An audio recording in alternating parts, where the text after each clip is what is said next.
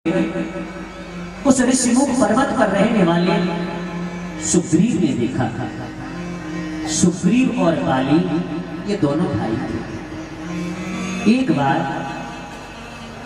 एक राक्षस ने इनके नगर पर धावा बोल दिया। युद्ध के लिए बाली को ललकारने लगा। बाली ने जाकर के उस राक्षस से युद्ध किया। सुग्रीव भी साथ में युद्ध करते करते यह दोनों महाबली एक गुफा में घुस गए। बाली ने कहा, सुग्रीव मेरा इंतजार करना। लेकिन थोड़ी ही देर में बड़ा भयानक चीखें सुनाई देने लगी और उस गुफा से मानो रक्त की नदी बहने लगी। सुग्रीव ने समझा कहीं बाली को उस राक्षस ने मार तो नहीं दिया और यह बाहर निकल के पूरे नगर को तहस नहस कर देगा। इसलिए उस रास्ते से को बड़े से पत्थर से सुग्रीव ने बंद कर दिया। लेकिन यहाँ पर थोड़ा गलत फहमी हो गई कि बाली ने ही उस राक्षस को मारा। लेकिन बाली को ये लगा कि मेरा भाई ये चाहता था कि ये राक्षस के हाथों मारा जाए और ये धन, यह संपत्ति, यह पुत्र स्त्री सब मुझे मिल जाए। तो अपने बल के कारण उस रास्ते को तोड़ करके और जब बाली आया, आते ही सुग्रीव को लात मारी, हाथ से निकाल दिया। उसकी पत्नी और पुत्र का हरण कर लिया। यानी सुग्रीव की पत्नी अपने छोटे भाई की पत्नी को अपने पास रख लिया और इसे भगत अपनी जान बचाते हुए महाराज सुग्रीव आज इस ऋषिमुख पर्वत पर निवास करते हैं, क्योंकि यहाँ पर श्राप है, बाली नहीं आ सकता। लेकिन जैसे ही इन दोनों राजकुमारों को देखा, सोचने लगा हो न हो बाली ने ही मुझे मारने के लिए कोई वीर भेजे हैं जो भेष बदल करके यहाँ घूम रहे हैं। सुग्रीव के सहयोगी हैं अनंत बलवंत भगवंत श्री हनुमंत लाल, जो प्रभु श्री राम के इंतजार में आज सुग्रीव की सेवा में है। मेरे बंधुओं, श्री हनुमत लाल जी परम बुद्धिमान है। हनुमान जी जैसा बुद्धिमान कोई नहीं हो सकता। किसी का प्रभाव एक युग में होता है, किसी का 2 युग में होता है, लेकिन चारों युग प्रभाव तुम्हारा है। चारों युगों में जिसकी ख्याति, जिसकी कीर्ति सदा रहती है, वो है सिया राम के परम लाडले श्री हनुमत लाल जी। आज श्री हनुमान जी महाराज से कहा, हे हनुमान जाओ और जाकर के पता करो कि ये कौन है। तब ब्राह्मण का भेष बना करके श्री हनुमान जी महाराज पहुंचे हैं और प्रभु श्री राम से वार्ता करने लगे हैं। अति सभीत का सुनो हनुमान, पुरुष जुगल रूप निधाया।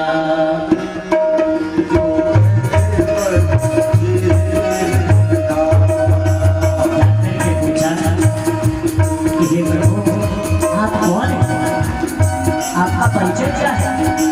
आप इस जंगल में क्यों घूम रहे हैं? आपका कुछ हो गया है क्या? तो कहते हैं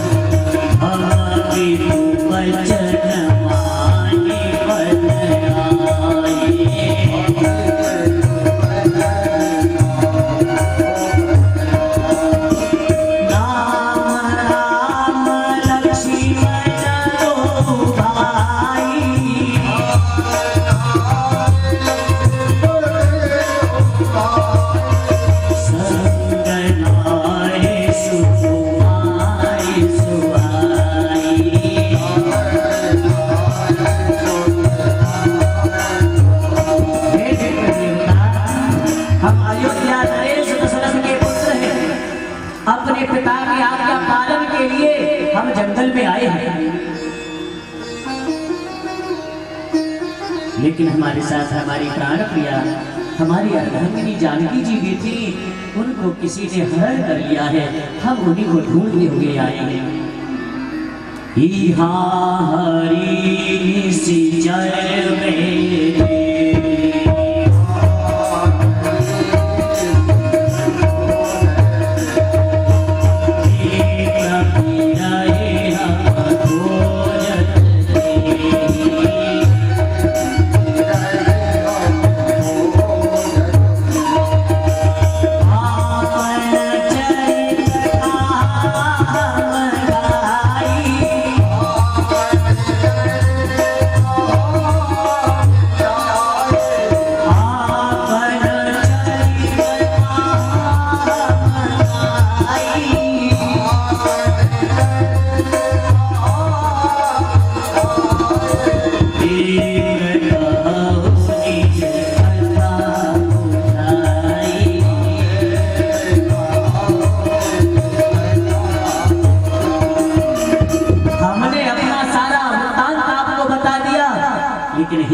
देव, हमें बताओ कि आप कौन हो? इतना जानते ही सुनते ही शरीर में रोमांच हो गया, आंखें भर आई और जमीन पर लेट करके चरण पकड़ लिए। हे प्रभु, प्रभु पहचान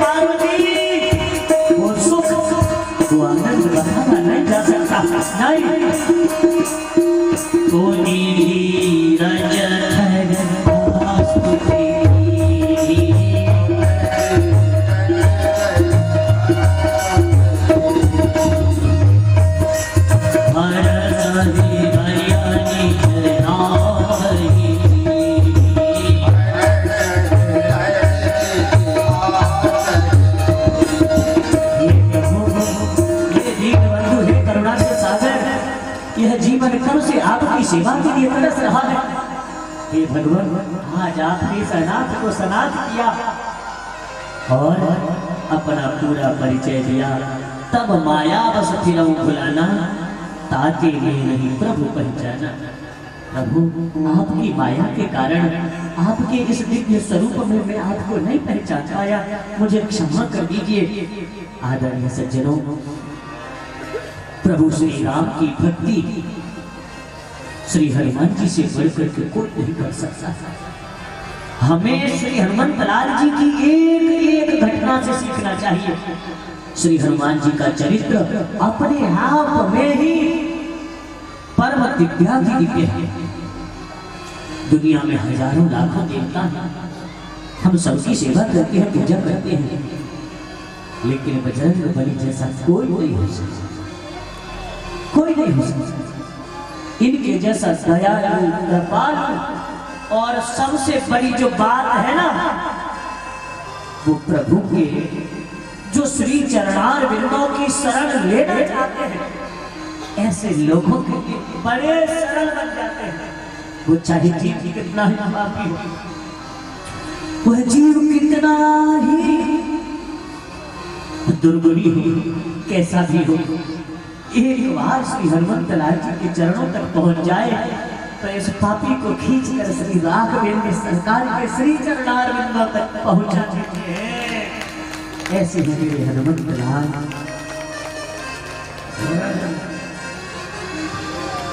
हो दुनिया में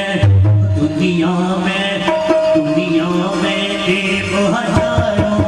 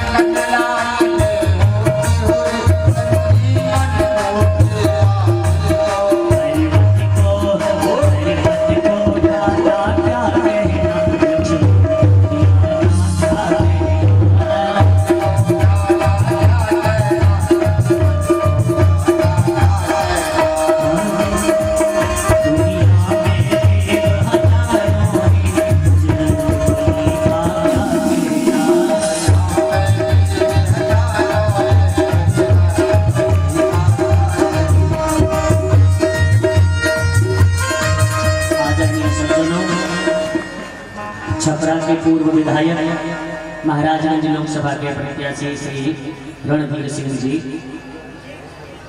आज आपके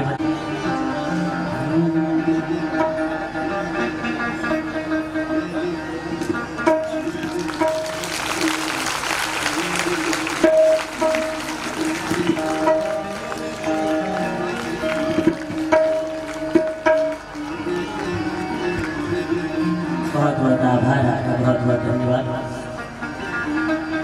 क्या स्पीच से खूब खूब सबको आशीर्वाद। हो दुनिया में, हो दुनिया में, हो दुनिया में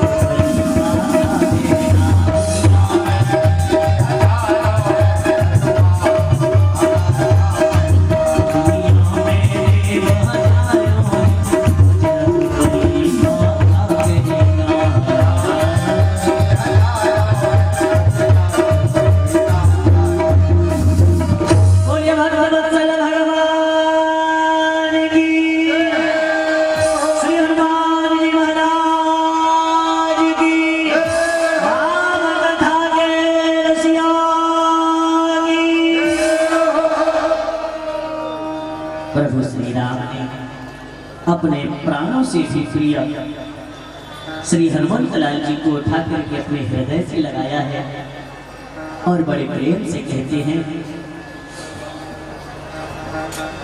सुनो कपिजिया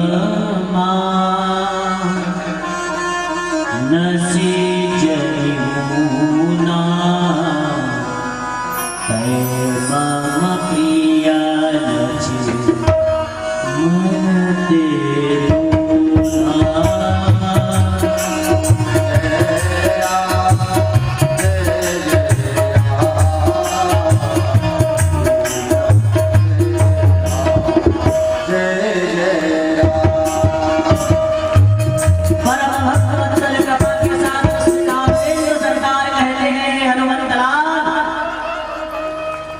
जितने प्रिय मुझे लखन लाल उनसे भी दूना प्रेम में तुमसे करता हूं।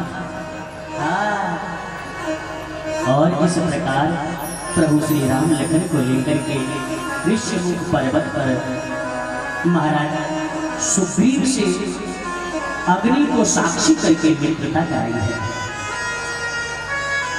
तथा प्रभु श्री राम ने अपने मित्र सुग्रीव को ये वचन दिया है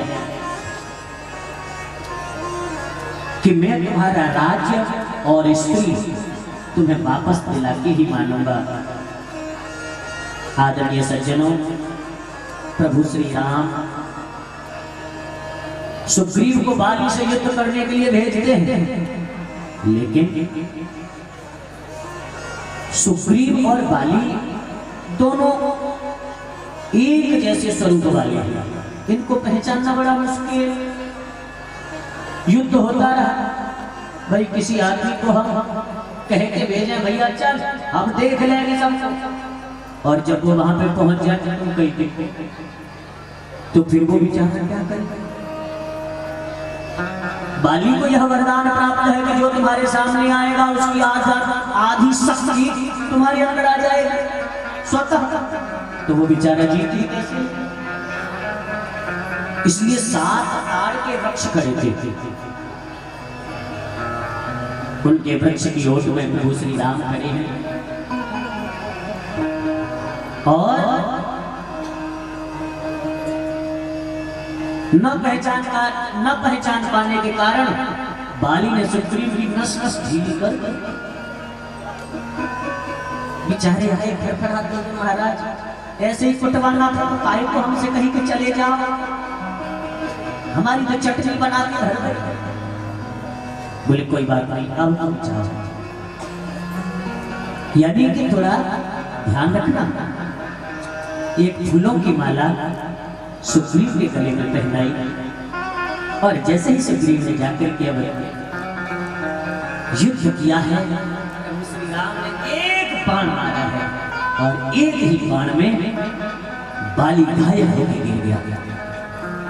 लेकिन तभी निकल करके प्रभु श्री राम आए और आकर के प्रभु श्री राम को देखते ही क्या कहने लगा, बाली सुनना ध्यान से, हाँ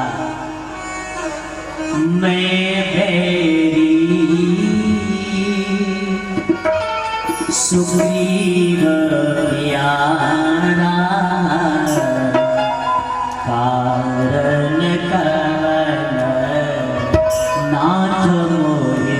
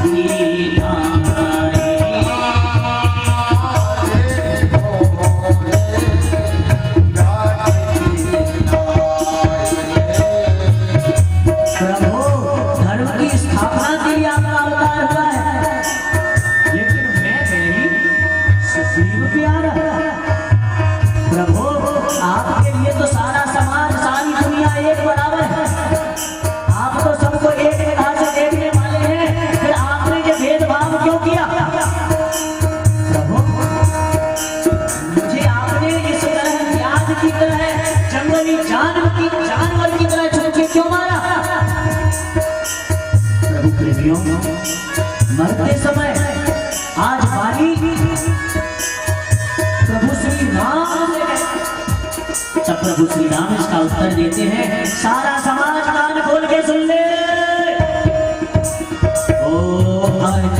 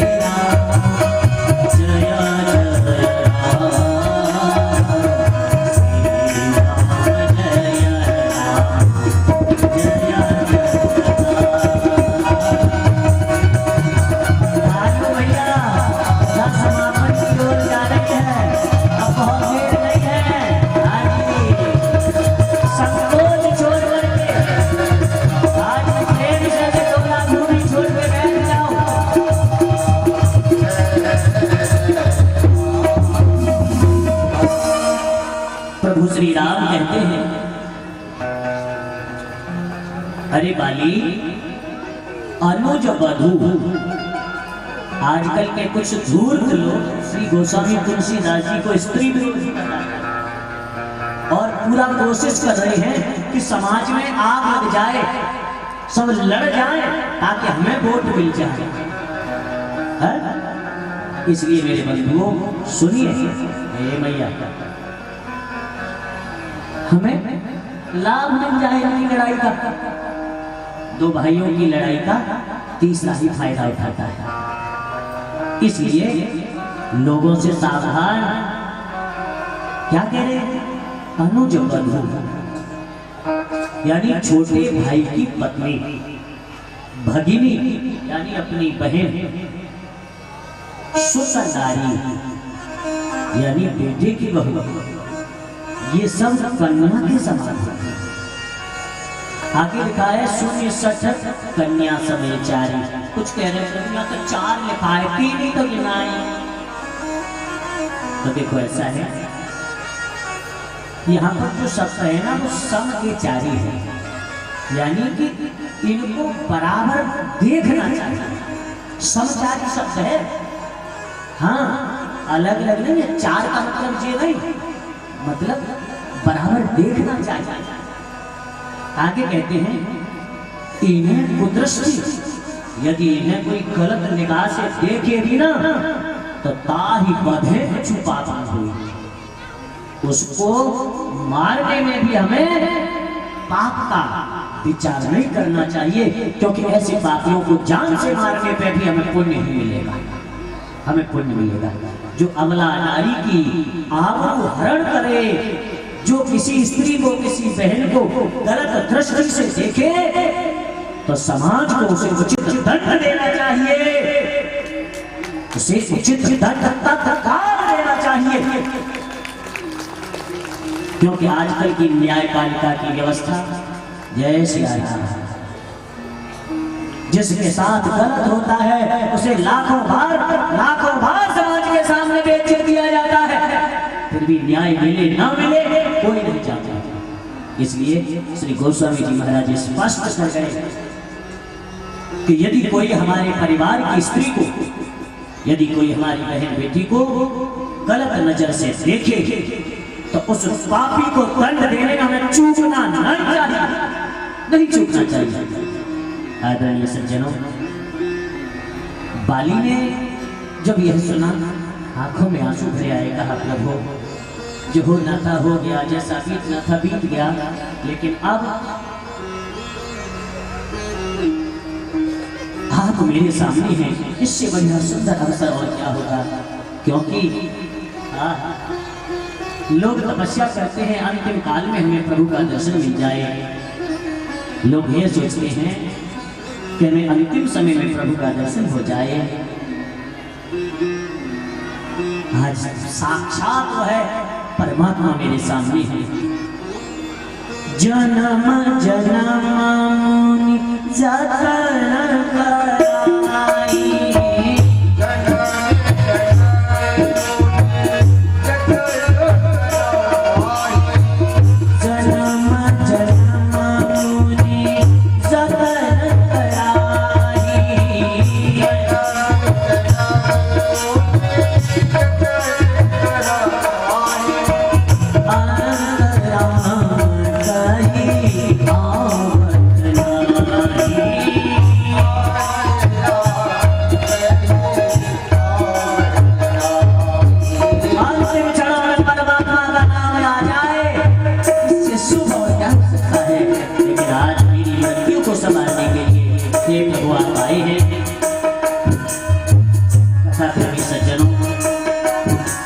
इस प्रकार बाली प्रभु के दिव्य दर्शन पाते हुए अपने प्राणों को त्याग देता है। उसके बाद प्रभु श्री राम ने लखन भैया को भेज करके सुग्रीव को किष्किंधा के सिंहासन पर बिठाया है और युवराज बाली के पुत्र अंगद को बनाया है। राज्य पाकर के महाराज सुग्रीव अपने घर गृहस्थी में खो गए। वर्षा ऋतु आ गई है, बैठ जाओ।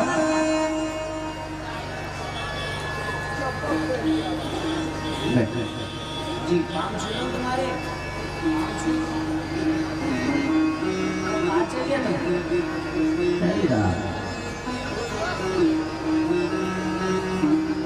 बोलो जय श्री राम।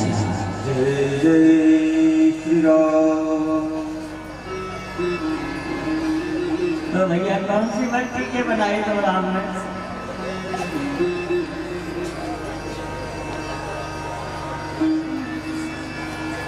कथा सुन के लिए धीरे धीरे आई हाली कुछ को बैठो है।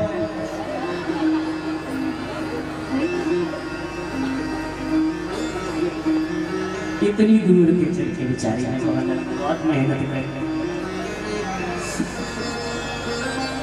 आदरणीय बंधुओं, वर्षा ऋतु आ गई है।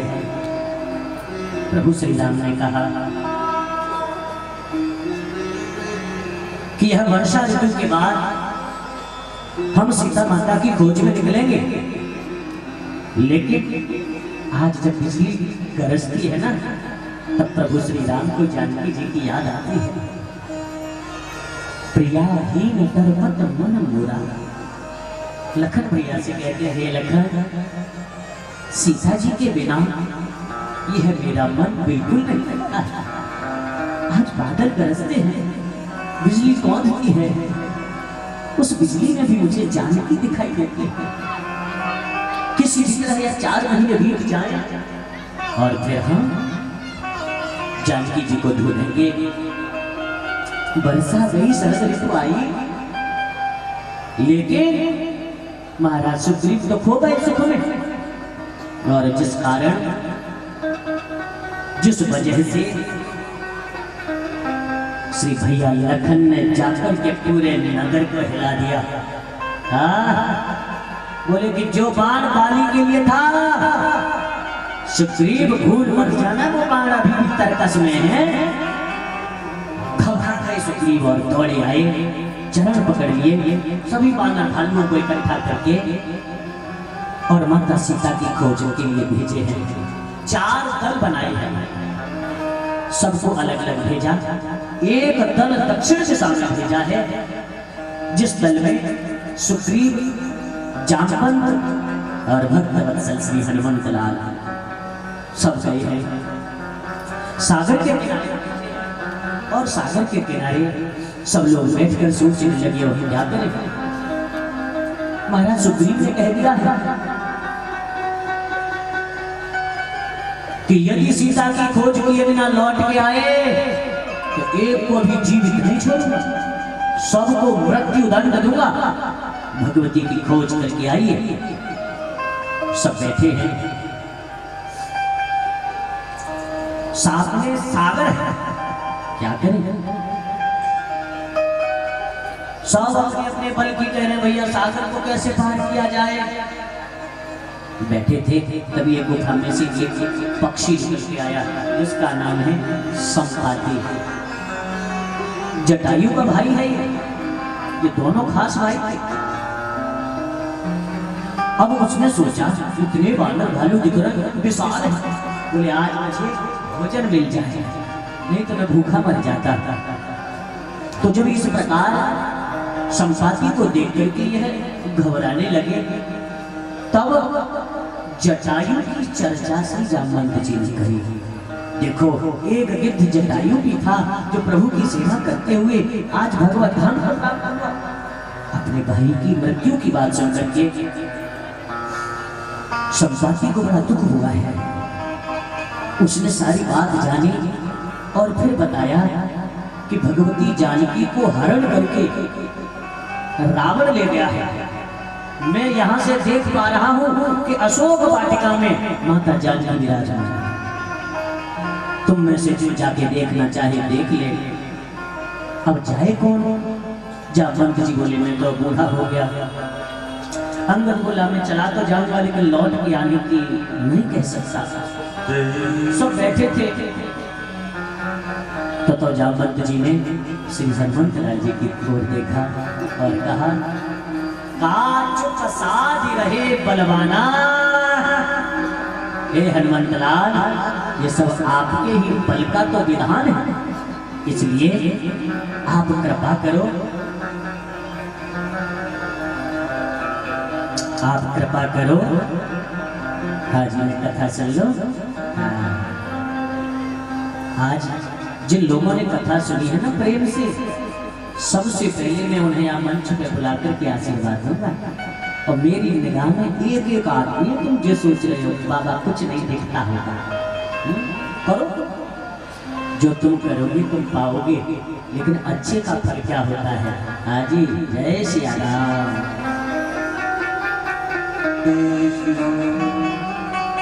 हनुमान जी महाराज जैसे ही विचार करते हैं और उसी क्षण सब सहयोगियों की ऐसी भावना है, यह जान करके प्रभु श्री हनुमंत लाल जी सिंधु तीर एक भूधरि सुंदरकांड प्रारंभ हो रहा है और भगवती चढ़े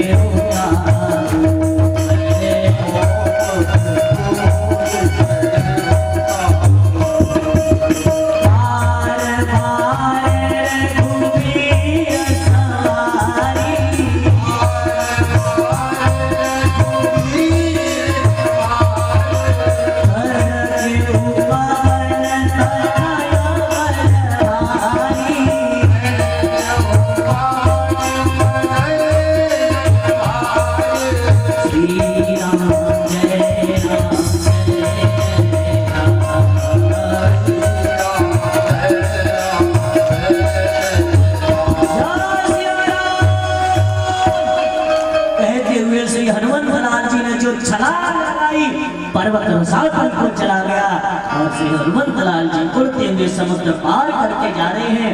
एक राक्षस रहता है जो उड़ते हुए जीव जंतुओं को खींच के खा लेता है। श्री हनुमंत लाल जी ने एक मुष्टिक मारा, सीताराम इसे भी निपटाया, आगे बढ़े।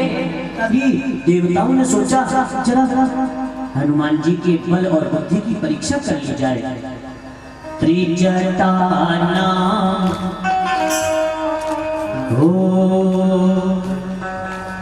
उसी समय देवताओं की प्रेरणा से श्री हनुमंत लाल जी समुद्र पार करके जा रहे हैं। समुद्र पार करके जब श्री लंका में पहुंचे हैं, नाम लंकी एक निश्चरी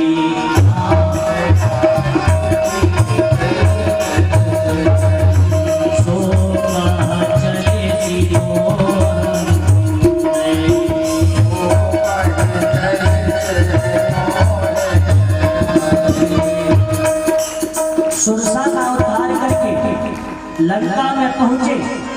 मशक समान रूप कपिधरि, मच्छर के समान रूप बना के प्रभु श्री राम का ध्यान करके जैसे आगे बढ़े हैं तो उस लंका की पहरेदारी कर रही है लंकिनी। उस लंकिनी ने हनुमान जी को जाते देखा, रोका है भैया कहाँ जाता है। हनुमान जी ने मुट्ठी का एक महाकपि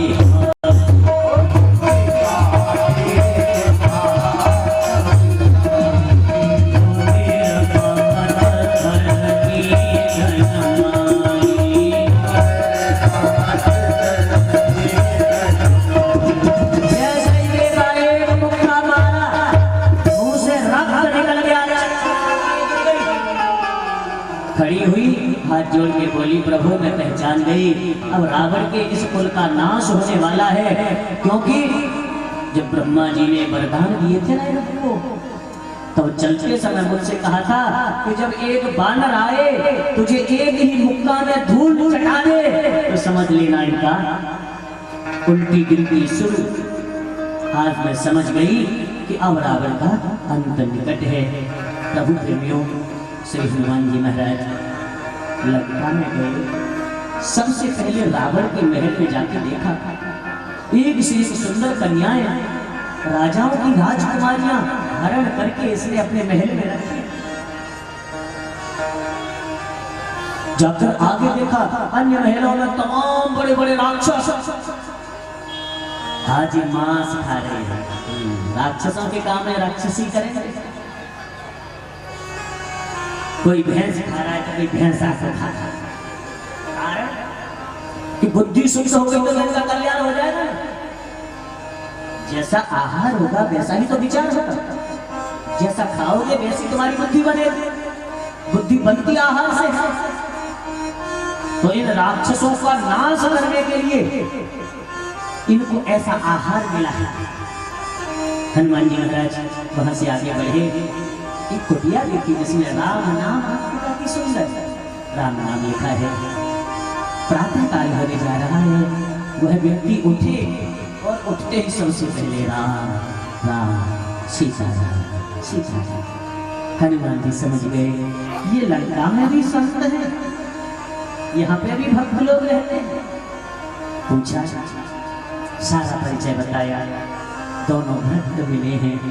कहते हैं ना 4 मिले 64 मिले रहे 20 कर जोर।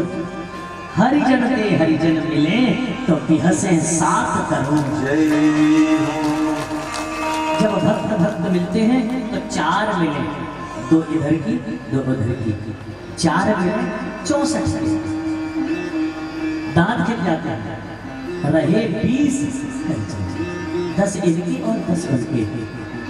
3.5 करोड़ रोए हमारे शरीर में होते हैं। तो जब हरिजन से हरिजन मिले तो 7 करोड़ रोए प्रसन्न हो जाते हैं। आज परम भक्त श्री विभीषण जी को सनाथ किया हनुमंतलाल जी ने और सूचना पाकर अशोक वाटिका में पहुंचे। एक वृक्ष के ऊपर जाके बैठ गए हैं। जिस अशोक वृक्ष के नीचे माता जानकी विराजमान है। श्री हनुमंतलाल वहां बैठे हैं। रावण आया राक्षसों को राक्षसियों को लेकर माता जानकी को बहुत तरह से दुख देने लगा। श्री हनुमंतलाल को इतना क्रोध आया कि अभी इस दुष्ट को निपटा दूं, लेकिन ये मेरे प्रभु का कार्य नहीं होगा। मेरे प्रभु की जिसमें कीर्ति बढ़ेगी मैं वो करके आया हूँ। और रावण के जाने के बाद श्री हनुमान जी महाराज ने जो मुद्रिका प्रभु श्री राम ने दी है वो मुद्रिका डाली है। उस मुद्रिका को देख करके माता जानकी विह्वल हो गई। कौन हो भैया जो मुझे दिख क्यों नहीं रहे हो? तब हनुमान जी ने बड़े प्रेम से श्री राम कथा सुनाई है। राम कथा सुनकर के जानकी जी का दुख दूर हुआ है। पूछा, भैया जिसने मुझे ऐसी दिव्य कथा सुनाई है वो कहाँ है? प्रकट क्यों नहीं होते? तब श्री हनुमान जी महाराज वृक्ष से कूद के जैसे ही जानकी के सामने आए कि मुंह घुमा के बैठ गई कि हो न हो ये भी कोई मायावी राक्षस है। तब श्री हनुमंतलाल जी ने कहा, माँ यह अंगूठी मुझे स्वयं करुणा निधान ने दी है। सत्य शपथ करुणा निधान की। और यह करुणा निधान माता जानकी कहकर के पुकारती थी श्री राम को। इसलिए माता जानकी को विश्वास हो गया कि यह मेरे प्रभु का ही दूत है जो मेरे लिए संदेशा लाया है। संदेशा लाया है। कथा प्रेमियों,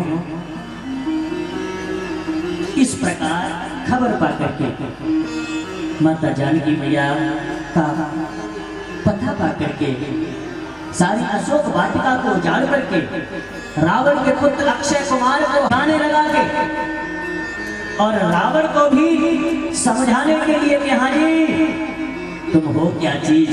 श्री हनुमंतलाल जी पहुंचे और जैसे ही रावण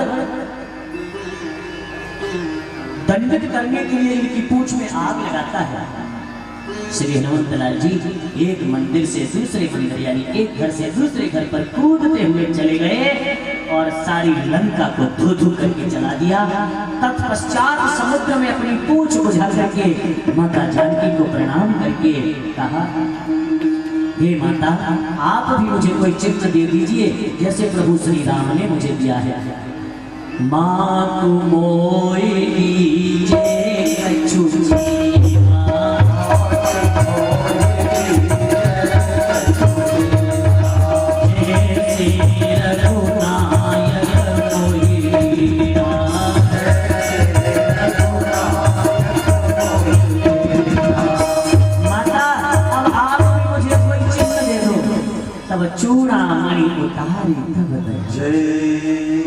चूड़ामणि माता जानकी ने अपने बालों में लगा रखी थी, वो श्री हनुमंत लाल जी को दी है।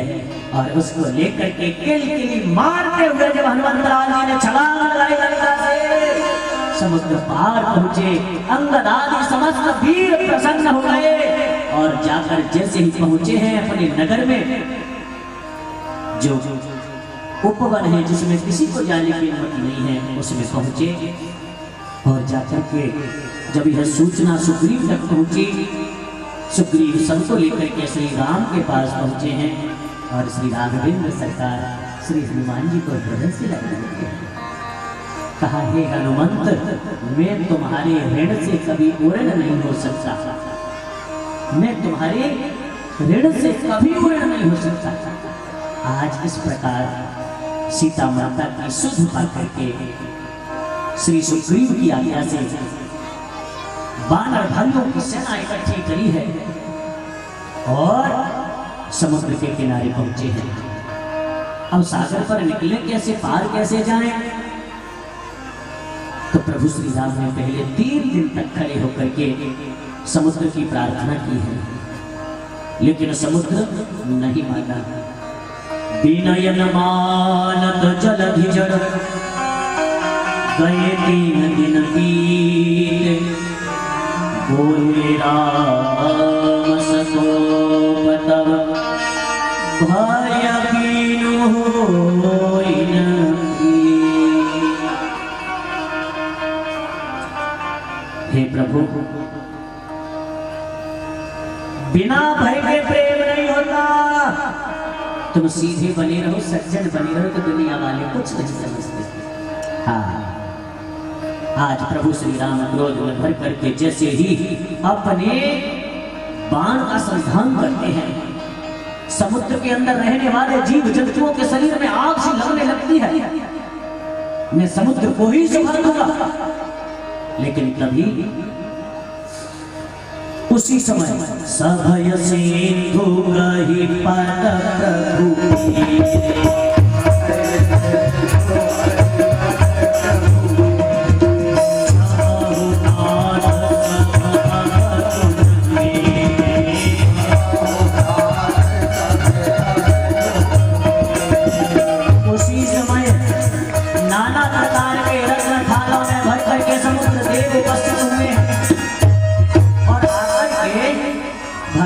वंदना करी है।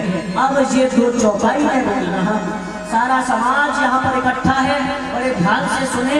ये वही चौपाई है जिस पर आज लोगों ने बड़ी हद मचा दी, बिना सोचे बिना समझे इस समाज में फूट डालने के लिए लोगों ने इस चौपाई का न जाने कितना, कोई कुछ कह रहा है, कोई कुछ कह रहा है। सुनिए जरा सब लोग ध्यान से। प्रभु फल की मोहि सिखती,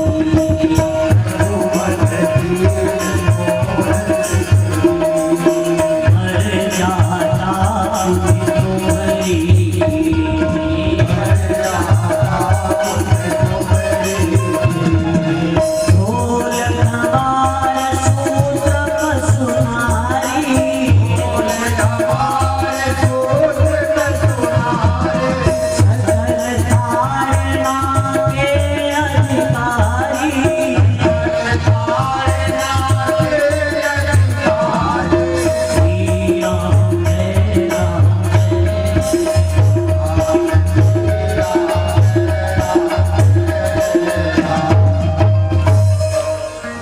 देखो बंधु, लोग वर्ग लाने के लिए तो कुछ भी बोल सकते हैं। एक शब्द से अनेकार्थः, एक शब्द के कई अर्थ होते हैं, लेकिन क्या शब्द किस भाव से कहा जा रहा है, उस भाव को जानना परम आवश्यक होता है। जैसे सैंधव माने नमक होता है और सैंधव माने घोड़ा भी होता है। ये मेरे गुरुदेव ने जिस समय में गुरुकुल में पढ़ा करता था 97-98 की बात है, तब मुझे बताई थी। आज समयानुसार मैं तुम्हें उदाहरण दे रहा हूँ। सैंधव माने नमक भी होता है और सैंधव माने घोड़ा भी होता है। अब कोई व्यक्ति कहीं बाहर जाने के लिए तैयार खड़ा है, हाथ में उसके जाने के लिए बैग है, और वो तुमसे कहे भैया सैंधव लाओ, और तुमने ले जाके नमक का डिब्बा दे दिया, तो क्या करेगा? नमक का डिब्बा तुम्हारे खोपड़े पे मारेगा। क्योंकि जाते समय किसी को नमक की जरूरत नहीं है, उसे जाने के साधन की जरूरत है। तो उस समय क्या चाहिए? घोड़ा। अब कोई भोजन कर रहा है, थाली पे बैठा है, और वो फिर कहता भैया सैंधव लाओ, तुमने ले जाके घोड़ा खड़ा कर दिया उसकी छाती पर, लो। अर्थ का अनर्थ हो गया कि नहीं? ठीक वैसे ही कुछ मूर्ख लोग इस चौपाई का अर्थ बिगाड़ करके समाज को भ्रमित कर रहे हैं। तारना का अर्थ होता है संभालना, देखभाल करना।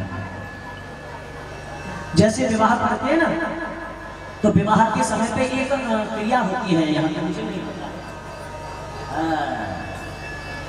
हृदयम आलभेत ततः वरः कन्यायाः हृदयम आलभेत, यानी वर कन्या के हृदय का स्पर्श करे। तो आलभन का अर्थ छूना भी होता है और मारना भी होता है। अब तुम यदि आप छूने का अर्थ मारना कर देते हो, तो वर कन्या को मार दे तो विवाह किससे करेगा? भूतों से। आलभन का अर्थ है स्पर्श करना। ठीक इसी प्रकार यहाँ पर गोस्वामी तुलसीदास जी महाराज अपने शब्दों में सागर की बात कह रहे हैं। समुद्र कह रहा है कि प्रभु आपने बड़ी कृपा करी, क्योंकि हम तो वैसे ही जड़ हैं, और जड़ बुद्धि होने के कारण हमारी जो समझ है वो समय पर नहीं चेत पाती। इसलिए यहाँ पर उन्होंने कहा कि ढोल की देखभाल नहीं करोगे तो फट जाएगा। गंवार का मतलब होता है जिनको खाने पीने का सहूर नहीं है, उठने बैठने का जिनके पास तरीका नहीं है, ऐसा कोई व्यक्ति है तो उसकी देखभाल तुम्हें करनी है। वो बेचारा क्या अपनी देखभाल कर लेगा? इसी प्रकार जो हमारी सेवा में, हमारे सहयोग में हमेशा लगा हुआ है, उसकी रक्षा करना, उसकी सुरक्षा करना, उसका ध्यान रखना, ये हमारा कर्तव्य है। पशु जो हमने पाला है, दरवाजे पर खड़ा है, हमें दूध दही रहता है, उसका पालन करना, उसकी देखभाल करना, उसे तो बोलेगा नहीं कि कब मुझे चारा चाहिए, कब मुझे पानी चाहिए। तो उसकी देखभाल करना ये हमारा धर्म है। और नारी, स्त्री जिसका मन बहुत कोमल होता है, इतना कोमल होता है कि उसको यदि दुश्मन भी आकर के धूप में आंसू लगा करके रो के दिखा दे, मुझे अपने घर की सारी पोल पट्टी उसे बता दे। हाँ, क्योंकि माताओं से किसी का दुख नहीं देखा जाता। ये किसी को रोते बिलखते जब देखती है तो बेचारी सब कह देती है। तो कहने का मतलब है कि उन माताओं का भी हमें ध्यान रखना है, उनको संभालना, ये हमारा कर्तव्य है। आदरणीय सज्जनों, मेरे प्रभु प्रेमियों, यहाँ पे कौन सी बात आ गई जो किसी का विरोध है? यदि नहीं है तो मैं एक ही बात कहूंगा, अपने शास्त्रों को पढ़ो और समझो। इन धूर्त लोगों की बात में आकर के कभी अपने समाज का नुकसान मत कर बैठना। आज कुछ पापी लोग रामचरितमानस जला रहे हैं। अरे धूर्तो मूर्खो, तुम्हारे वंश मिट जाएंगे। आज व्यासपीठ से एक आचार्य कह के जा रहा है इस बात को, रामचरितमानस की अवहेलना, रामचरितमानस का अपमान, अब वो भी तुच्छ पद के लिए। अरे मूर्खानंद, तुम इतने होशियार होते तो तुम्हें समाज ऐसे मक्खी की तरह निकाल के नहीं फेंक देता। आज फिर भी तुम्हारी बुद्धि नहीं चेती, उसका परिणाम निकट भविष्य में तुम्हें मिलेगा, और ऐसा मिलेगा कि समाज के लिए भी एक प्रेरणा बनेगा। बोलो जय श्री राम। कोई भी हमारे शस्त्र, हमारे शास्त्रों की, हमारे संत जनों की यदि अवहेलना करता है तो हमारे समाज को एकत्रित होना चाहिए, इकट्ठे होकर के, और उनका प्रत्युत्तर देना चाहिए। अब समय सुनने समझने का नहीं रहा, जो मुंह पे बोले उसका मुंह बंद करने का समय आ गया है। इसलिए सब लोग प्रेम से अपने शास्त्रों को पढ़ो, समझो। अब इतना दुर्गम नहीं है। आदरणीय सज्जनों, इस प्रकार समुद्र की कहने पर प्रभु श्री राम ने नल नील के द्वारा लंका पर समुद्र के ऊपर पुल का निर्माण किया और लंका में पहुंचे हैं। रावण अभी भी घमंड में बैठा है, ये वनवासी मेरा क्या कर लेंगे। लेकिन उन प्रभु श्री राम ने अपने भैया लक्ष्मण के सहयोग से परम वीर परम ज्ञानी श्री हनुमंत लाल जी के दिव्य सहयोग से, सभी वानर भालुओं के सहयोग से उस दुष्ट पापी रावण को वंश सहित मार दिया और रावण को कुल सहित मिटाकर धर्म की स्थापना के लिए अपने भक्तों को दिए गए कष्ट को, दुख को याद करके आज प्रभु श्री राम ने इसका समूल नाश किया है। तत्पश्चात विभीषण जी के द्वारा आदर सहित माता जानकी को लाया गया है और माता जानकी अग्नि में समाहित हो गई है। इसलिए जो माता जानकी है उनको पाने के लिए अग्नि परीक्षा की लीला प्रभु श्री राम ने करी। तो जो अग्नि की सीता थी, अग्निमय जो सीता थी, वह पुनः अग्नि में प्रवेश कर गई और माता भगवती जानकी पुनः प्रभु श्री राम के साथ विराजमान हुई है। और मेरे प्रभु श्री राम आज 14 वर्ष पूर्ण करके लंका का राजा विभीषण को बना करके अपनी अयोध्या आ रहे हैं। प्रभु श्री राम आज उनके स्वागत में, उनकी अगवानी में पूरा नगर सजाया गया है। सब लोग मिलने आए हैं एक ही बार में, अमित रूप प्रगटे ते ही काला। लाखों रूप प्रभु श्री राम ने बना करके सबसे एक साथ मुलाकात करी है।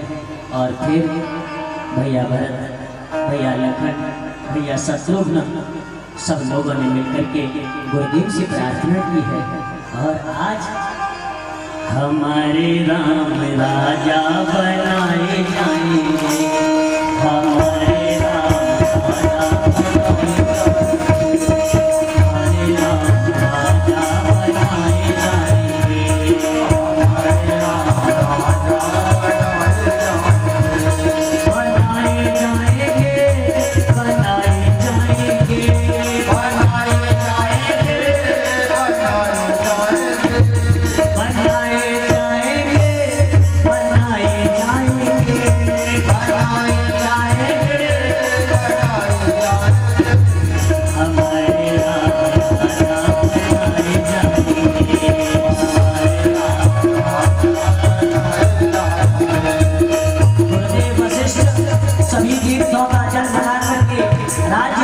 सारी वस्तुओं को मंगवा करके आज सुदिन सुघड़ी सुनक्षत्र में दिव्य सिंहासन पर माता भगवती जानकी के सहित प्रभु श्री राम को विराजमान किया है। और श्री ब्रह्मा जी ने आकर के वेद मंत्र बोले। श्री ब्रह्मा जी विराजमान है, श्री गणपति महाराज विराजमान है, माता शारदा विराजमान है और मेरे भोलेनाथ राज्याभिषेक हो रहा है। सारे नगरवासी बैठे हैं और गुरुदेव ने आज श्री राम का तिलक किया है। हमारे राम राजा, हमारे राम राजा बनाए जाएंगे, हमारे राम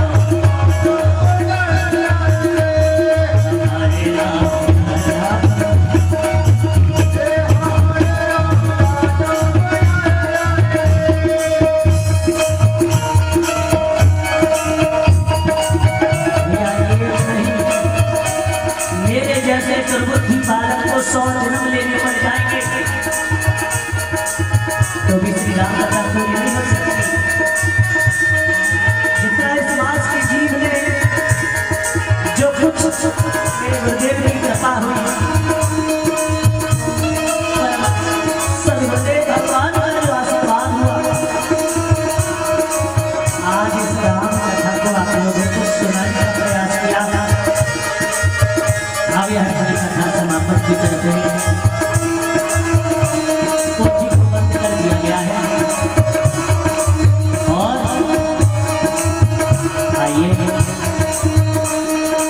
श्री राम जय जय राम।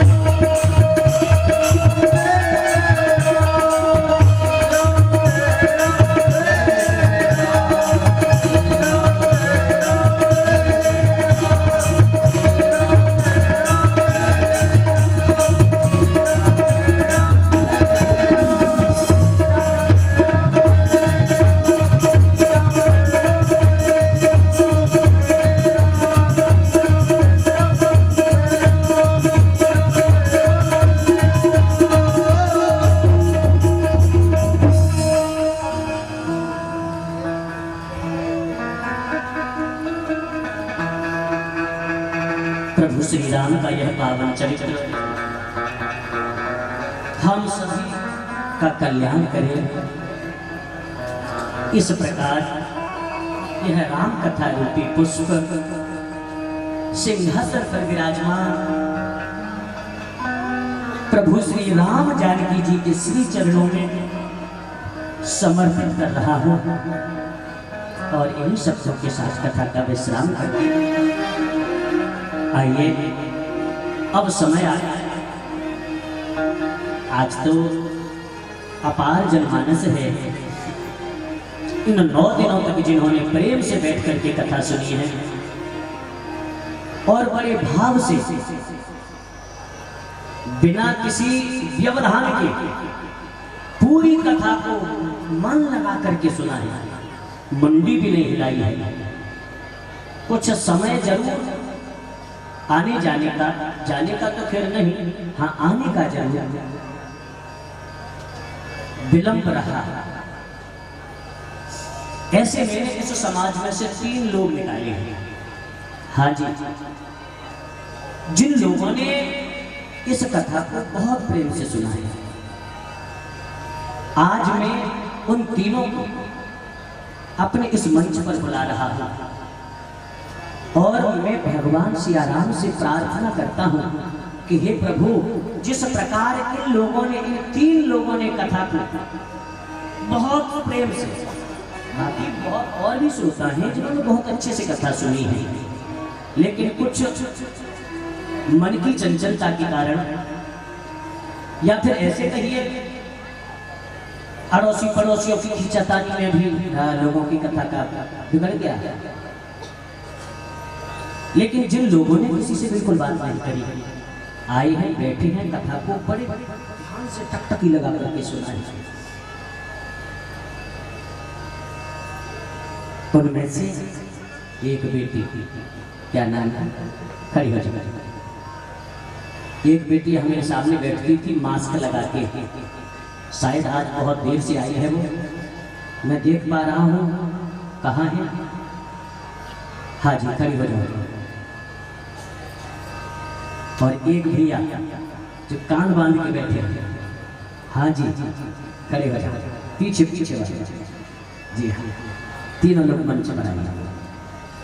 बोले वृंदावन बिहारी लाल की। बहुत लोगों ने कथा सुनी है प्रेम से, लेकिन इन लोगों ने बिल्कुल बिना मुंडी घुमाए, हाँ जी, कथा को सुना है। जिसमें इस व्यक्ति ने तो शायद इतनी एकाग्रता से कथा को सुना है, हाँ, और मेरा ध्यान रहा है अपने सभी श्रोताओं पर कि कौन बड़े ध्यान से सुन पा रहा है। हाँ जी, भगवान कृपा करे भैया तुम लोगों पर, और मैं यही आशा करता हूँ कि मेरे समाज का हर भाई और हर बहन इसी प्रकार प्रभु की कथा सुने।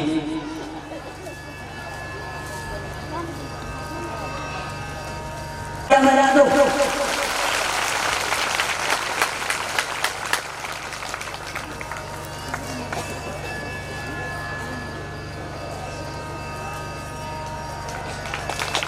आज विलंब थोड़ा सा इनके समय में आने में थोड़ी देर है, इसलिए दूसरे नंबर पर